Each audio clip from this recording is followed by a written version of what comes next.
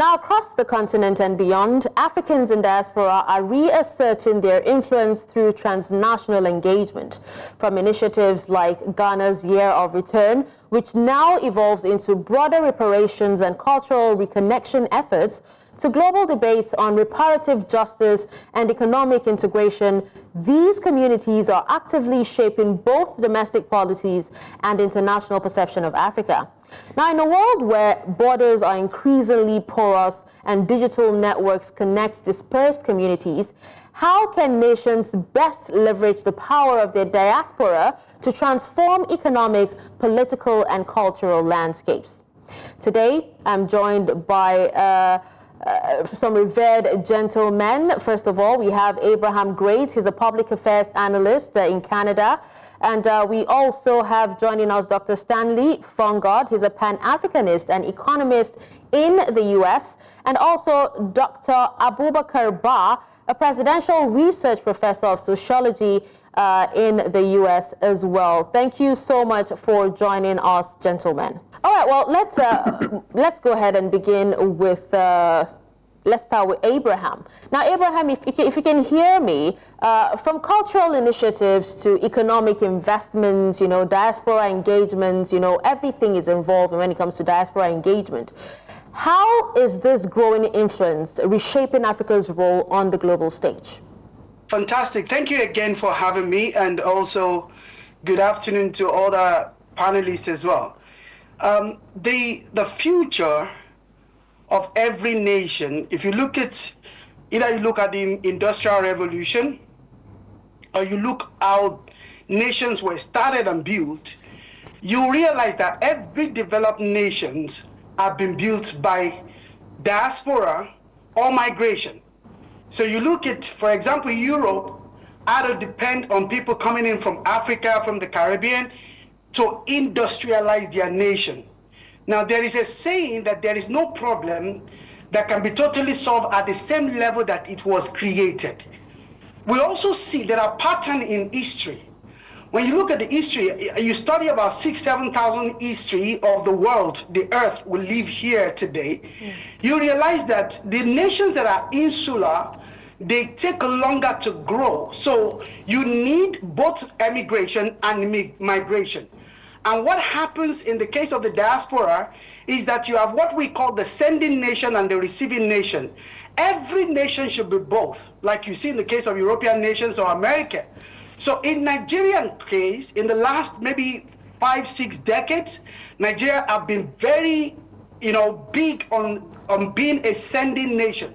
By sending nation, we send our citizens travel abroad.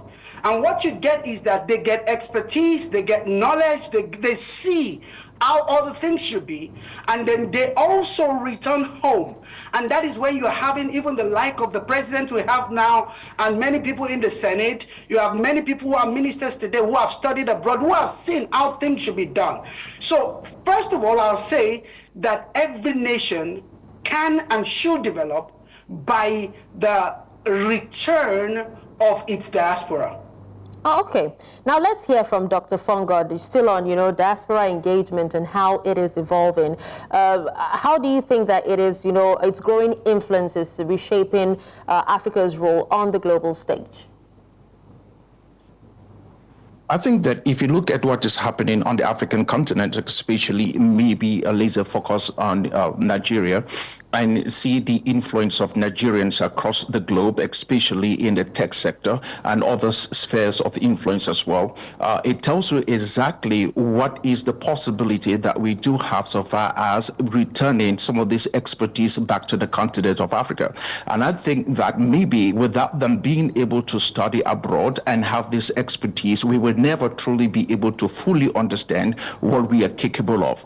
On the other hand, what also that means is that we now have a lot of remittance that is being sent to the continent of Africa, especially Nigeria and other countries. They don't use Nigeria because of its populous nature.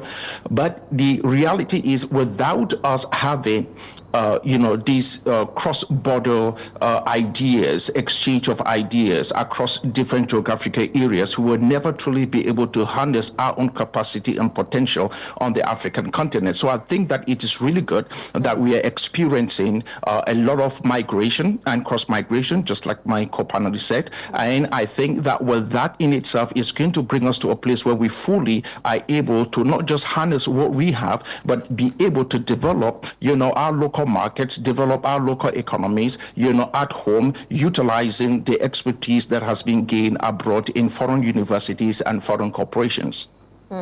Right now, we're still talking about, how, diaspora's role, reshapes Africa on a global stage. Dr. Bakarr, if you can hear me, we also know that it is quite difficult to balance cultural preservation with economic development, especially when it comes to many African nations. What key policies should guide diaspora engagement efforts moving forward? So I think, there are different dimensions to diaspora engagement, and one, of course, that we know is just at the basic, family and social level. A lot of diaspora people are involved in their day-to-day family affairs across, from where they live in the other countries, and that has actually been made much more easier today with technology communications, and so forth. So, there is a lot of that involvement there. Now, there's another level which we can talk of the diaspora involvement, and that is in the more formal kind of sectors or in the more formal affairs of the state, or if you wish, even the global stage. And I think at that level, the critical question really here is how, diaspora communities and, organize, but also how the states actually receives, or is open to their input, not just at the social level, but also at the policy and national level. Yeah. I think in terms of policy, in many ways, really, what I really find challenging is the actual, transparent and democratic nature of the policies in Africa. What I mean to say is that if African countries operate based on, principles of fair and free economies, transparent governance, democracy, incorporating diaspora should not be difficult at all, because in a sense it will just fit into those policies. You get the problem when somehow policies of African governments are either too much characterized by poor governance, dictatorial tendencies, and so forth, and that's where you actually tend to get the conflict between diaspora interest with actually the policies of the government, because typically people in the diaspora will not be very open to those kinds of illiberal and dictatorial policies which typically works in locally. Okay. Now, still on you, Dr. Bakarr, you did say that, one of the challenges has to do with poor governance and all that. But then advisory bodies like the U.S. President's Advisory Council on African Diaspora Engagement, is aimed at strengthening ties between home and host countries. So can you tell us what role can such transnational councils play in shaping transnational policy? Well, I think, this question would have been, the answer to this question, if this question was like, 3-4 months ago, the answer would have been different. Today, I don't know. That's the really interesting issue. But I think the bottom line is that these kinds of policies really depends on, the domestic and foreign policies of the host governments. So if you take any given country, the United States or anyone, I think whatever kind of diaspora policies, engagement policies that they have, in a sense, you have to look at it in the context of their own overall foreign policy and and domestic policies. For example, if you have a government of a host country that is very much interested in internationalism and promotion of human rights and democracy and so forth, they will tend to engage with diaspora communities more and more. Now, if you do have a government that is actually taking a different position, I think that engagement with diaspora communities will be much more reduced. And so, of course, I mean, there are other opportunities. I mean, economic opportunities and cultural things. So I really think it depends on really what is the overall kind of like driving policy of the host government that we're talking about. All right, let's hear, same question. Same question from Abraham Great, if you can hear me. What role can such, transnational councils play in shaping policies? Transnational councils like the President's, that's the U.S. President's Advisory Council on African Diaspora Engagement. Such councils are usually set up first in the interest of the country that is setting it. And these are usually the premise for the bilateral relationship with other nations. These actually make, the foreign ministry or the foreign minister one of the most important appointments in every administration. You realize that American election is often lost or won based on foreign policy. In my research or in my findings, and you realize that the foreign policies in America form a larger part of who wins the election. Until we actually see the potency, and I'm quite impressed so far that Nigeria currently has one of the most vibrant foreign minister that we've ever seen, going here and there. So this is an opportunity for us to tidy up bilateral relationships. When you look at the element of what is Americans saying, when America is proposing a policy for your country, they're not proposing it because you are their last born or their firstborn or their sibling. There is an interest. America has an interest as a world power with supremacy over nations. America want to be able to have the final say, but also America want to be able to protect its country from mass migration, also from war. So they do this by investing in your country, because if your country is a bit more peaceful, perhaps America will have less war to intervene. So we've got to understand the principle of foreign policy. And for me, one of the key three jobs of the president of the country is working directly with the foreign minister to establish a very robust foreign policy.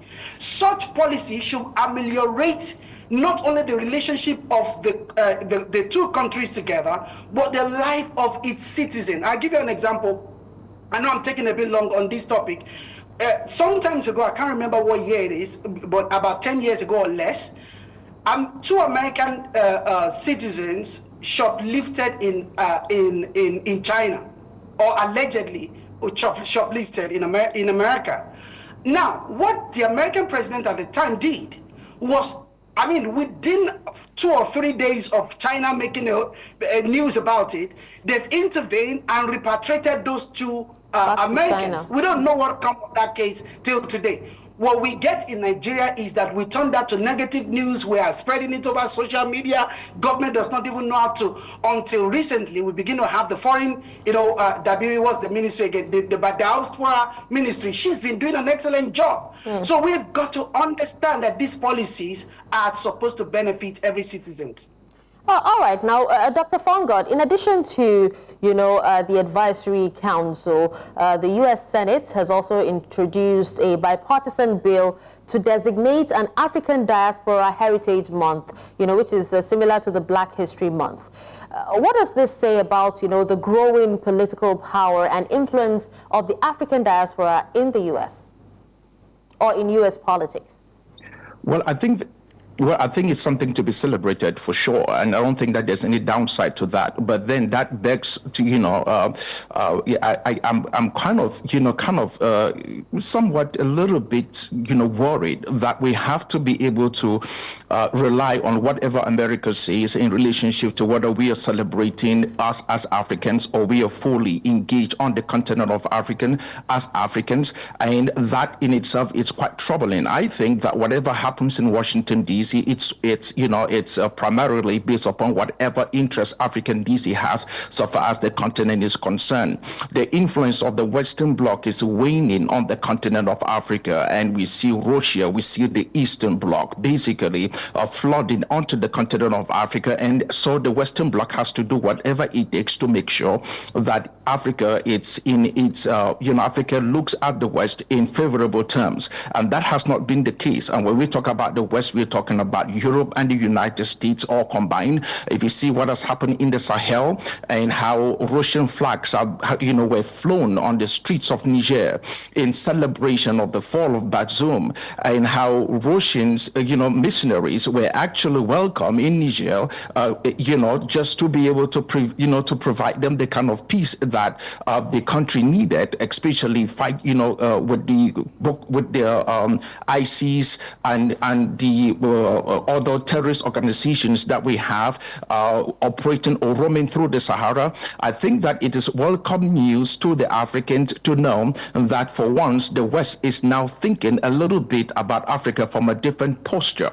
But my point is, if we have to be able to talk about Africa, we have to be able to understand that the celebration of us as a people, and for us to be able to emerge, especially within the 21st century, will have to be when Africans rise to defend Africans, when Africans speak for Africans, when Africans celebrate Africans. Every now and then you will have some mass shooting somewhere or some disaster happen in some part of the world, and African presidents and Africans for that matter will take to social media to celebrate, basically send their condolences rather as to what is going on, and they will all be either we stand with Paris, we stand with New York, we stand with Florida, but nobody is saying anything remotely, as to what is happening in Goma, in the DRC, where there is literally mass atrocities taking place. People are dying, and yet the African is silent. And this says a lot to who we are as a people. I think that we have looked to the West for too long, and now I'm scared we are also looking to the East. It's neither East, it's neither West. It has to be Africa. And if we do not understand that, then all of our diplomacy and talk for diplomacy and ideas and counter ideas will be something that we all know in intelligentsia. It will be locked up in the corridors of some university and without real meaning on the ground. I think time has come for us to look home, and whatever decisions we make has to be all about Africa from an Afrocentric perspective. We really must be able to talk about diplomacy from an African perspective and let Africans be the ones to decide, what happens next. Rightfully said, Dr. Fongod. I like that you said that Africa needs to focus on themselves and, not focus on Western influence, or influence from the Western Bloc. But still on you, Dr. Fongod, if you're talking about Africans focusing on themselves, now, we know diaspora voting rights in some African countries, or even most African countries, remains a contentious issue, even though we know that stronger diaspora voting rights could lead to more inclusive policy making. But, if some of these bills are passed in some of these countries, right, how would a proposed diaspora voting bill like that in Nigeria and also Uganda enhance democratic legitimacy and political participation from abroad? Well, look, if you're going to look at something just like the remittance alone, how much money is actually being pushed into a place like Nigeria annually in 2023, I think the amount of remittance that came into the country was close to about 20 to 25 billion US dollars. Significantly given to its Nigeria's GDP in that same year would have been maybe between 3 to 5%, which is quite high, taking for the fact that if you look at something like oil and gas, okay, it's about 6 to 7% of the GDP. If you look at something like agriculture, maybe about 30%, manufacturing 10%, and then maybe financial services, still comparable to that also of the remittance, about 3 to 4%. My point is, if we are contributing so much money, which is close to about 20 to 25 billion into Nigeria alone, then we have the right to be able to say something so far as the policies and politics of the nation is concerned. I don't think that there's any downside to be able to allow those in the diaspora to participate in the electoral process, to participate in being able to say who is going to lead and who is not going to lead so far as the politics of the nation is concerned. I think that it's a good thing. Those in the diaspora are quite experienced in different sectors of the economy. I think that they have what it takes to be able to say something or two so that they can be able to win the country, from this dependent on foreign aid. Just so we understand that the amount of money sent alone by the diaspora was way bigger than anything else from the official development assistance, which basically the United States seems to have been the one with, donating a bulk of that money, which was about 1.2 billion. So if you take 20 to 25 billion as opposed to 1.2 billion, I think I'll be listening to the person who is sending to me 20 to 25 billion. All right, so now let's hear from you, Dr. Bakarr. Now, still on diaspora voting, which is something that affects, every African country, if you ask me. In what ways can enhanced diaspora voting rights contribute to more inclusive policy making and also improved governance in African countries?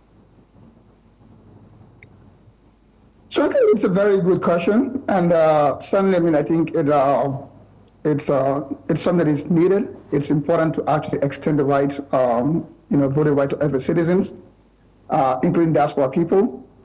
But I think I want to step back a little bit because to me, the question of diaspora right to vote in African elections, it's almost kind of like a little bit like it's like a moot point.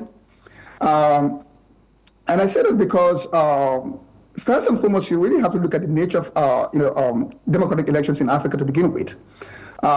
When you do have actually elections that are done in African countries that are hardly well organized, hardly credible, hardly done according to principles. Even the people who are in Africa there, in many of the countries, you wonder how many of their votes are counted or not, and how the process works. So I think in a way, yes, it is good to have, on paper, in a sense, that's for people to vote. Certainly it is a good recognition of their rights as citizens. But I think from a practical matter, what is actually far much more important, first and foremost, is really to enhance African democracies. If African democracies really are enhanced and works properly, those things will actually come in very naturally. In other words, it will not be an issue to actually not only extend, but also incorporate the votes of diaspora people. But when you do have actual elections which within the countries themselves are not really organized and not credible, then it's almost really become like a fluke to talk of diaspora vote. So again, I'm not really opposed to the principle or the idea of actually have African diaspora people to vote. I'm only raising the point that before we get to that point, we have a lot of work to do domestically, and I think that's really the key. The key, in a sense, with democratic development, maturity, enhancement in governance and so forth, incorporating diaspora from a political, economic, or social standpoint should not be difficult. The problem is when you do have actually systems within the countries that are either kind of authoritarian, illiberal, and so forth, then somehow the diaspora is always seen as some kind of impediment or some kind of threat to the powers that exist there. So I think the work really has to be there first domestically, first and foremost, and then we can have a much more smoother and easier way for us diaspora people to, to be frank with you, really, diaspora people cannot really solve the problems in Africa from outside. They have to be in there with the people who are in there. Now, of course, they can make a difference. There's a lot they can contribute. I don't deny that. But ultimately, the battle really has to take within the place themselves. Okay. Dr. Bakarr has actually said that enhancing African democracy will make everything fall into place. Now, Mr. Great, if you can hear me, still out, because I want each and every one of you to actually have something to say about diaspora voting. Now, what best practices from other countries especially could be adapted to ensure effective participation, when it comes to diaspora voting in African countries or in Nigeria?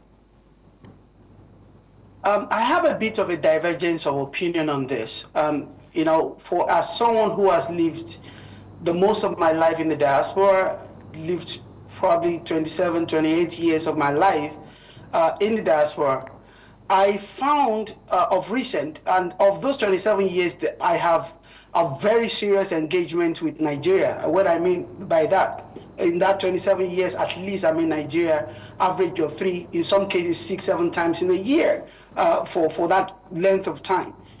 I found that unless Nigeria is properly restructured, starting from a credible census, we might not be able to achieve diaspora, vote as yet. Now, because I've been following this up, and I have the bill has been presented since 2013. I have the bill in front of here that I've been studying this bill for years. I've lobbied a few people in the Nigerian legislature. I've traveled to Nigeria. I've sat down with former members or former or current senators. This is one of my passions, to see the Nigerian diaspora bill become an act, to become a law.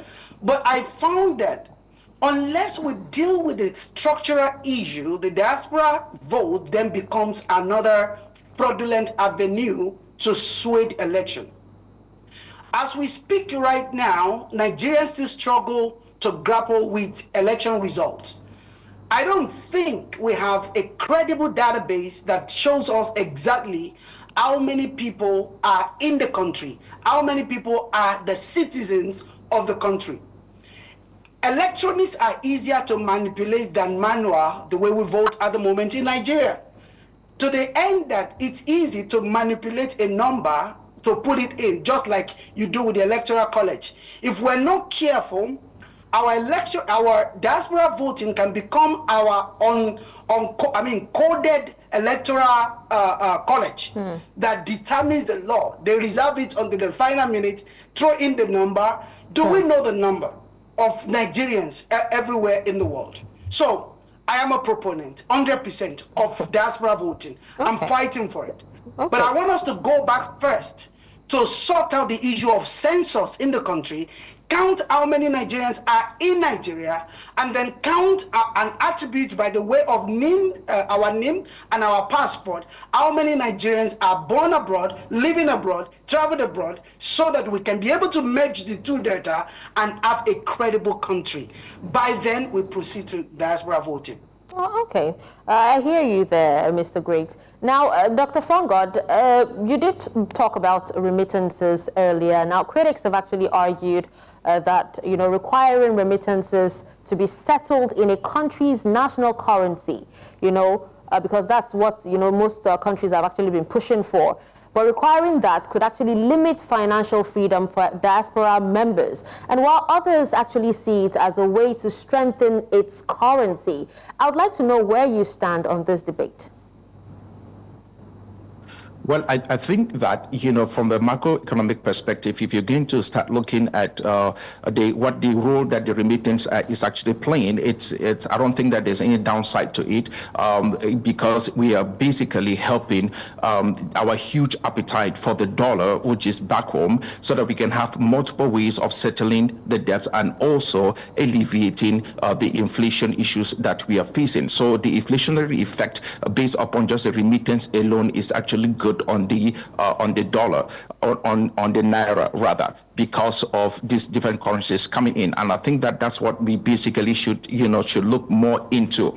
If there are any issues that I have so far as remittance is concerned, I only think that the remittance in other words basically also create some kind of an inflation, which I think is something that we need to look into, because when you keep sending all this money, to people who basically wants to live in a particular neighborhood, in a particular environment, cost of housing goes up, cost of food, goes up, and standard of living basically rises as well. But that in itself basically means those who do not have the people in the diaspora to be able to send them all of this remittance basically also suffer. So those are some of the flip side to that. Maybe if we find ways in which the remittance that is coming in can be able to push more into maybe some kind of development investments rather than just consumer-based thing where people just spend money and all of that. I think that probably might be a good way. Again, to say something to what my brother was just talking about in relationship to how it is very easy to manipulate data in Nigeria, especially if we go digital based upon what we have. I think that there's a solution to that. One of the things that we need, and which I think Nigeria should basically, do. We have talked about. I think the President of African Development Bank have made those assertions, time and time again, is the fact that we need a data center. We need a robust top-tier data center in Nigeria running blockchain technology applications so that we can really be able to have a data center and a blockchain application that basically contains everyone in the nation. What that means is this: within the blockchain, application, if you change something within that blockchain, we will know that you changed something. So, which basically means there is literally zero corruption in that ecosystem. So we must be able to make sure that we utilize these technologies to be able to achieve that. And I'm in support of him. If we are not able to know who is basically voting, and if we have no consensus as to who is absolutely the number of people we have in the nation, we'll have people voting from rivers, people voting from mountains, we'll have every single thing is in between, that will participate in the electoral process, and that in itself will be in antithesis to what we're looking for so far as good governance is concerned.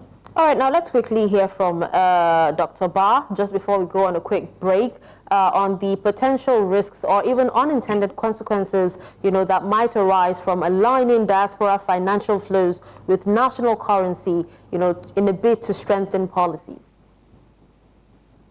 Yeah, so I think, Stanley, I will leave some of the more macro-technical things to the Economist, but here's, I think, what is important to understand about, remittances and in relation to the economy.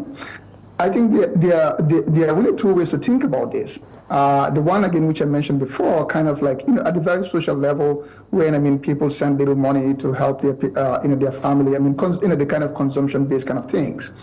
And I think the government really should not be involved in that.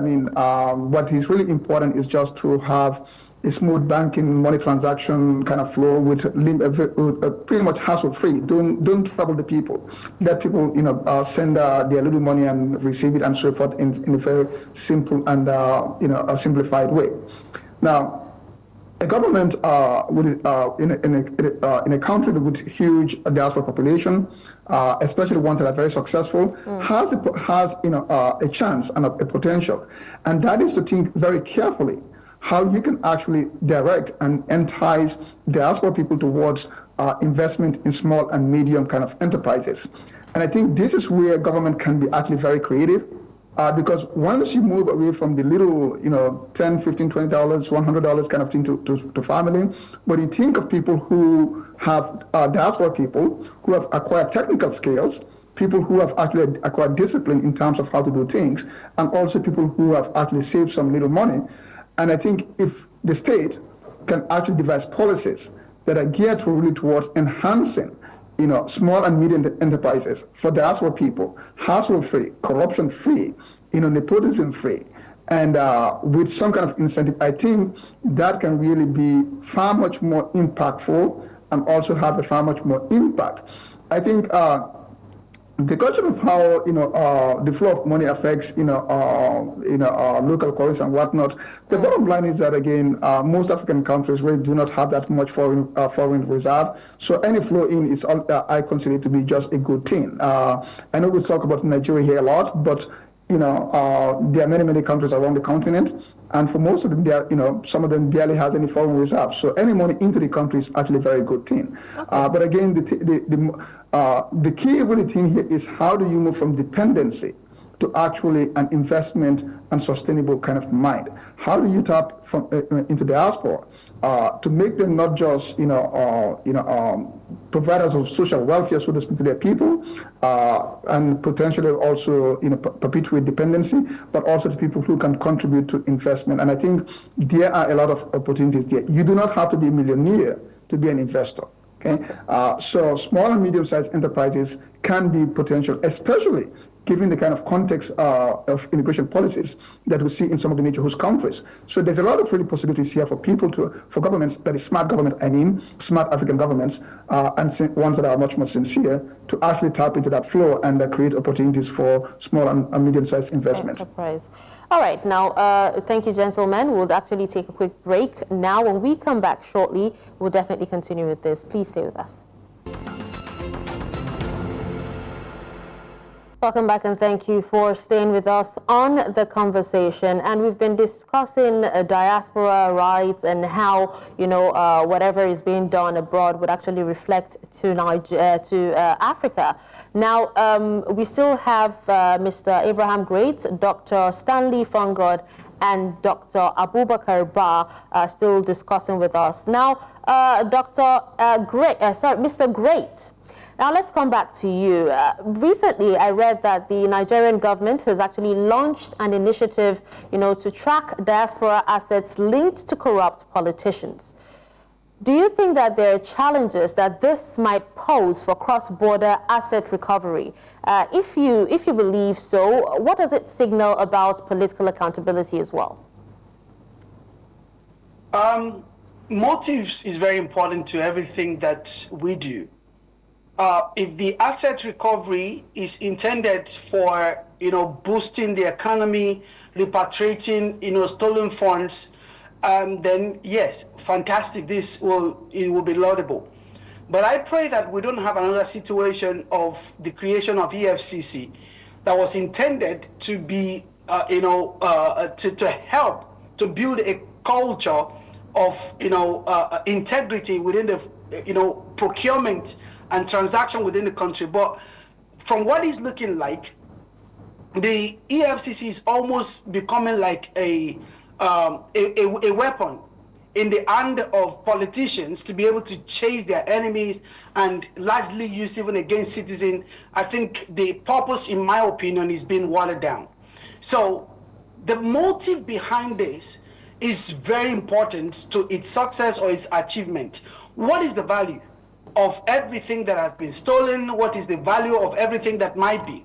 There is actually, just like one of my panelists have said, that we could create a data system, a robust blockchain system in such a way like Americans do, that we are able to monitor what the asset of almost all politicians, even citizens. There is a reason why when we go into government, or one of the reasons why people don't go into government, is the fact that you will have to do what we call asset declaration. One of my mentors is currently a senator in Nigeria. Before he took office, he declared, maybe the first in the history of Nigeria to declare 1 trillion naira as his asset, what have you. But he had to sit down carefully, look everything he has, and he was doing everything possible to make sure that he accounts for everything everywhere. That took him weeks to be able to do, because I knew about it. Now, it's the same way. This should be able to help us, so that not only in dealing with Nigeria, in every business we do all over the world, in the way we relate ourselves. So if the motive is for us to present a more straightforward citizen, a more integral citizen, then welcome. But if this becomes another weapon to be able to chase our enemies, our political opponent, then it's already failed before it's even initiated. Okay, now let's come to Dr. Fongod. Now, earlier you did talk about, how diasporans cannot solve issues from outside the country, but they need to, come back to their countries, be a part of their countries to solve, some solutions. Now, we've been calling on diasporans to return to Africa and also to develop their countries for a while now. Now, recently, there's actually also been a growing number of Black Americans moving to Ghana for citizenship and also a sense of a deeper connection to their roots. Now, can you tell us what this actually means for, future demographic and also political landscape of African nations? That's if African nations decide to adopt a similar policy. Well, I think this is good so far as the market is concerned. And I think that I will live and die with the market. I love the market. And the reason why I say so is because whatever policies that we take will have to be so that we can actually be able to enhance and improve, the market. Not long ago, my co-panelist was talking about the issues we have with small to medium-sized enterprises on the continent of Africa. The reality is this, that if you look at the issues we face on the continent of Africa, is the fact that capital funding is not readily available. Our banking structures on the continent of Africa is really weak, which means we do not have the capacity to loan money to small to medium-sized enterprises to basically flourish and expand on the continent of Africa. If somebody had an idea, with some real serious project that they wanted to be able to set up on the continent of Africa, if you went to any bank, it doesn't matter which bank you went to, the requirements the bank will give you, if you had that requirement, you will not be coming to the bank in the first place. And so that literally means that we cannot be able to develop if there is really not serious amount of money that can come in to help small to medium-sized enterprises grow, to help young people get into business, and to help them establish and set up their own businesses, either in agriculture, in mining, in the tech sector. It doesn't matter.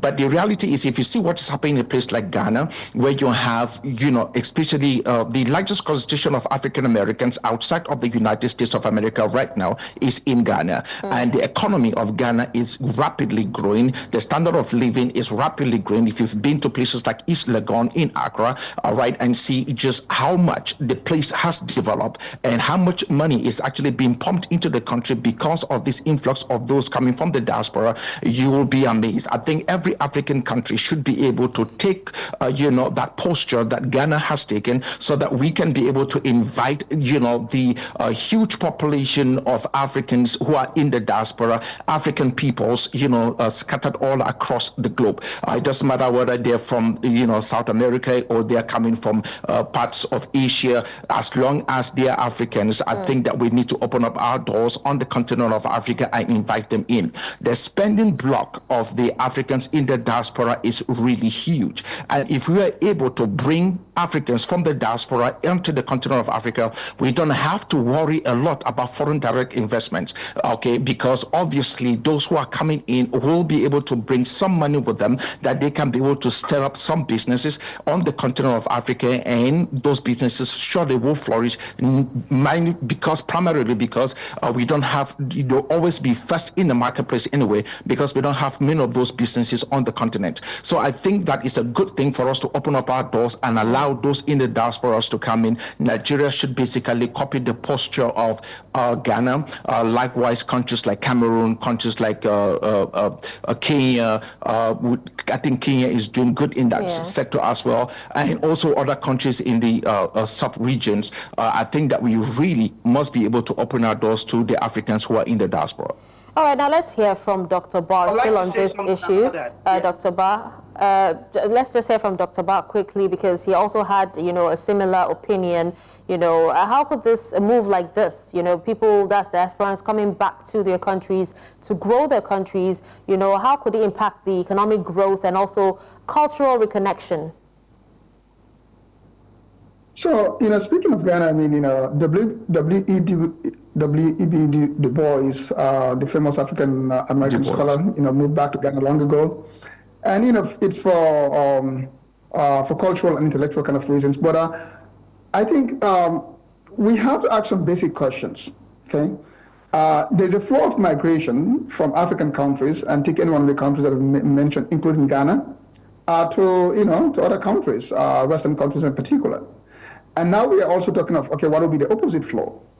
I think we have to ask a basic question, that is, why will somebody want to come somewhere? Okay, why will somebody want to come here, somewhere? And African countries have to provide people enough reasons. Now, there's a lot of reasons why, of course, African diasporas and African Americans will want to go to Africa. One, of course, is cultural connections and and opportunities and so forth. But we have to think of demographics differently. So the people who in Africa who wants to leave and go somewhere are typically youths, in their early kind of ages, kind of like still struggling in many ways. Of course, there are other people who are not, but generally speaking, now on the opposite side, so if you think of actually attracting people, now you're talking of actually potentially people who are much more established, potentially people who are much more skilled, potentially people with some, a little bit of capital, and you have to give them a reason. The sentimental and cultural kind of like, tie, that's a beginning, but that will not sustain it. If I want to go back to, one of my countries, and with this sentiment of connection and wanting to do things, and I go there, and the first kind of things that I see is actually all the pathologies, that will not really make me stay or even do more. So to answer your question, I think from a policy standpoint, the way to really attract diaspora, or people as economic partners, as economic, assets, so to speak, is actually to improve the processes in African countries. The African countries don't have to be perfect for people to come, but if there's a trajectory of actual improvement in political conditions, in economic conditions, in market conditions, if there's a trajectory for improvement, people will be more optimistic and they will be more hopeful, and they will come and want to invest their talent, their capital, and also, of course, their their know-how. Now, if you take any African country, they perpetuate the same old kind of things, bad governance, corruption, and whatnot. You don't really give, and of course, poor infrastructure. You do not actually give a lot of people a lot of reason to want to come back and also to stay. So the simple answer, really, I guess I will say, is that every African country should actually work on improving itself. If you put yourself on the trajectory of improvement, you will be attractive, and people will come. If you put yourself in the path of regression, then people will actually not come. Okay. Now, it seems we're actually winding down, and it seems like Mr. Great had something to say on this as well. That's the broad implications of diaspora reparations and also identity. Mr. Great? Yes, thank you. This area, I own an immigration firm in the UK for many years, and I trained as an immigration lawyer in the UK. Now, one of the things that Nigeria is still missing out on is our potential to tap into people who could come into Nigeria. Like the other panelists said, we depend so much on FDIs that we do not realize that by opening up our immigration alone, we can expand the wealth of our nation. Now, you imagine what Ghana is doing right now. I was in Ghana a few months ago, and you see almost in every plane, you see Americans, Caribbeans running into Ghana for tourism, not only for that, to establish themselves in the country. Now, I'll say this. In my practice in the UK, some of the clients that I deal with the most are Asians, Iranians, Pakistanis, who are bringing in do that for a lot of footballers in Nigeria as well. Now, of Nigerian origin as well. You see people bringing £5 million, £1 million to invest in the UK so that they can get residency, 2 years, 3 years, 4 years, 5 years, and they have the citizenship of the country. The UK is not stupid. Trump is recently creating a gold card, a form of residency that people can invest $5 million in America, and I've helped a lot of people, also with that into America. That's worth $5 million. The gold card. Exactly. Now, do you know what the impact of a Jay-Z, the impact of a Kanye West, realizing that if they invest 1 million naira or 10 million naira in Nigeria, do you know how many hundreds of thousands of Americans who have access to consumer credit, who could come with $1 million and employ 500 people, 100 people, create industries. Go and do the research, and Nigeria should listen to this. The UK, how many products in the UK are actually created by UK citizens? Most of the companies in the UK, all the automobile manufacturing in the UK are foreigners. The one that we owned before as UK, which is Range Rover, has now been sold to another company. UK literally have no company of their own. Everything is run by foreigners. What are we afraid of as a nation? We need to revamp our immigration policy. Recently, some of my friends who are Chinese, who are in Nigeria, they were charged almost $20,000 to renew their paper because something went wrong, and they were crying on the phone, crying. Literally, I called Sega Link, put him on the phone. They were crying. They have to pay $20,000. We are too hard on immigration. If we're going to do this, it's going to take us long years to develop our nation. We need to reform our immigration policies. We will go into the UK, we're going to America. Within 3 to 5 years, we can become citizens. I know Nigerians. One of them died in Nigeria, Dan Foster. Dan Foster was on the radio show. Yeah. Dan Foster died living in Nigeria for about 18, 19 years. I still spoke to his wife a few days ago. He could not get Nigeria permanent residency, let alone. I still have somebody else who have been in Nigeria for about 20 years now. He's still struggling to get permanent residence. Why are we a nation like this? Our citizen can go into America and become citizen in 5 years. But people will come to invest in Nigeria and we make life tougher for them. How are we going to prosper? We are too insular as a nation. Look at the UAE, for example. We can use that model. A lot of our ministers that are corrupt or they are not doing the job, we don't need to appoint Nigerians as ministers. Look at the UAE. What is the system that they use? They will appoint a citizen as a minister, but that citizen will bring in a foreigner who can do the job as the head of police, as the head of agriculture. They'll bring in a white man, they'll bring in a Nigerian as architect, and that person will be reporting to the minister, but they will have to deliver the best of that mind. Why does everything has to be done by Nigerians? Yet, we look at the streets of every developed nation in the world, you see multiculturalism. Why is Nigeria 99.9% Nigerians? We need to open up our country. All right, such an interesting conversation. I wish we had more time. Thank you so much, gentlemen, for taking time out of your busy schedule to speak to us on this. Abraham Great, Public Affairs Analyst, Ottawa, Canada. Dr. Stanley Fongod, Pan-Africanist and Economist in California, USA. And Dr. Bakarr, Presidential Research Professor of Sociology, Northern Illinois University, US. Thank you so much once again. Thank you very much.